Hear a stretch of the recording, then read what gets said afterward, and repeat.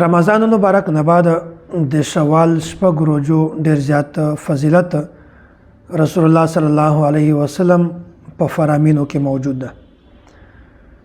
مسند احمد کې حضرت ابو ایوب انصاری رضی الله تعالی عنہ دا روایت موجود ده. فرمایي سمعت رسول الله صلی الله علیه وسلم یقول وای ما د پیغمبر علیه الصلاۃ والسلام نه درویدلی من صام رمضان ستا من شوال فكأنما صام السنه كلها. ای کوم کس چې د رمضان مبارک روزه ونیسي هغه نه بعد د شوال شپږ روزه ونیسي، یعنی اختر نه بعد چې کوم میاشت راځي اسلامي اعتبار باندې ته شوال وایي. د شوال که څوک شپږ روزه ونیسي د دومره زیات فضیلت ته لکه د انسان چې پوره کال روزه نیولي.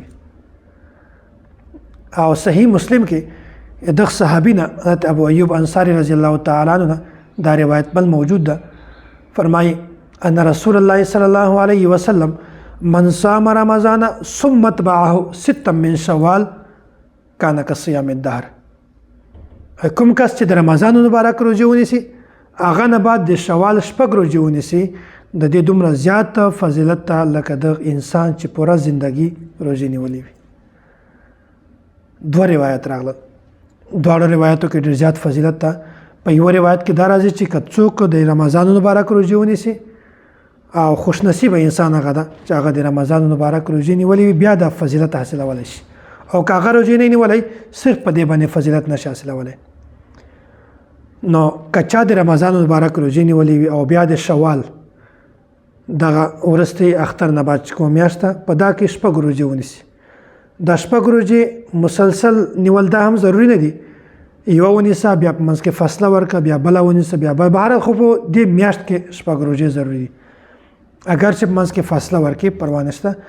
نو دومره زیات فضیلت ته لکه دغه انسان چې پوره کال روزه نیولې وجه درته بیانوم.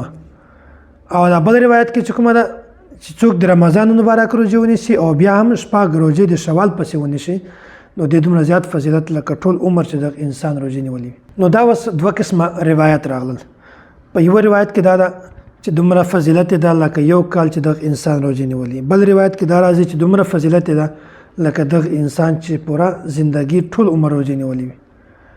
فرق ده باقاعده الحسنه بعشر امثالها، دی وی نیکی اجر د 10 ګنا وي. لکه یو نیکی چې وکي دا 10 ده لکه 10 نیکی چې کړی وي.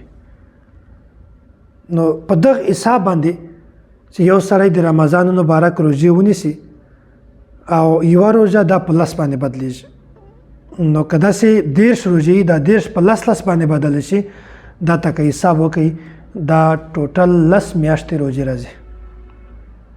الحسنه بعشر امثالها وسیو میاشت روزه ده خو چې هر یو روزه دا په 10 باندې حساب کې نو دا 10 میاشتې روزه راځي. او داسې بیا د شوال شپږ روزه دي. شپږ روزو کې که هر یو روزه دغه 10 ورځې شمار کې نو په داسې حساب کې دغه هم 2 میاشتې روزه راځي. نو 10 میاشتې هغه او 2 میاشتې دغه دا 12 میاشتې راځي. نو که چیرته داسې دا ترتیب په ذهن کې وي بیا به انشاءالله حدیث تاسو ته په اسانتیا سره په سمجھ کې راځي. او بیا مخته فرمای وایي که کوم انسان دا عمل جوړ شي معمولی جوړ شي، کوم روایت کې دا راغلی چې ټوله زندگی داسې ده لکه دغه انسان ټوله زندگی روزه نیولې وي. او کله چا یو انسان معمول جوړ شي، هر انسان هر کال د رمضان مبارک روزه نیسي او هر کال د شوال شپږ روزه نیسي نو دا انسان ته دومره ثواب ملاويږي لکه هر کال چې د مکمل روزه نیسي. هر کال نو هر کال چې دا انسان روزه دار وي د روزه ثواب ورته ملاويږي. نو دا داسې ده فكأنما صام السنه كلها او كان كصيام الدهر. نو چې هر کال دا سړی روزه نیسي دا داسې لکه ټول ژوندۍ چې د انسان روزه نیولې.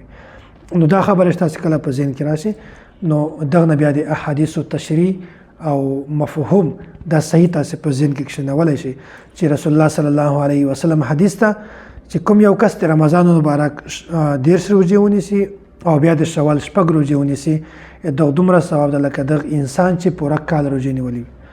او بل روایت کې دا راځي چې دغه دومره ثواب ده لکه انسان چې ټول عمر روزه نیولې وي. او که دغه مونږ داسې حساب کو چې هر روزه د پلس باندې حساب کو الحسنه بعشر امثالها نو په یو اجر باندې په یو نیکی باندې الله تعالی 10 اجر درکوي.